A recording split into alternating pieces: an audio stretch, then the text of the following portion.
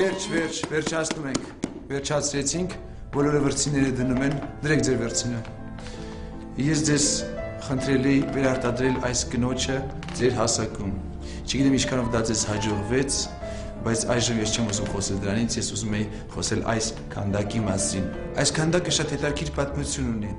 Քանդակագործը, որի անունը մեզ հայտնի չէ, աշխատում էր շատ երկար եւ բնորդուին մահացավ թոքերի բորբոքումից։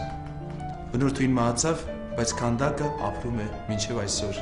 Այս քանդակը թողել է մեծ հետ համաշխարհային պատմության մեջ, շատ եւ շատ քանդակագործներ, նկարիչներ անդրադարձել են այս թեմային, ինչպես նաեւ բանաստեղծներ։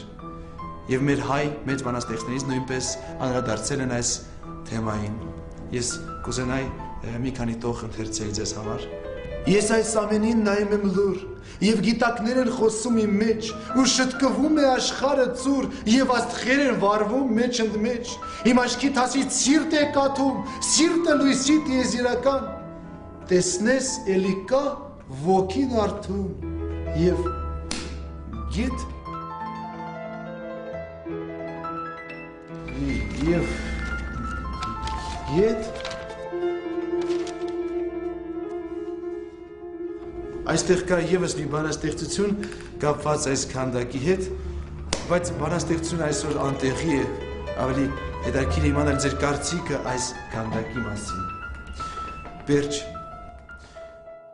Պերճ, ինչը դուր եկավ ձեզ այս քանդակի մեջ։ Կրծքերը։ Դուրս արի դասարանից։ Նախալ, կրծքերը իմը բանրավիլիս։ Պյոտր, իսկ ձեզ ինչ դուր եկավ այս քանդակի մեջ։ Դեն հետևի մասը էլի։ Ո՞ն ես կլասը։ Բռի անձնավորություն։ Այվազ, ձեզ ինչ դուր եկավ այս հիանալի քանդակի մեջ։ Դուրս եմ գալու։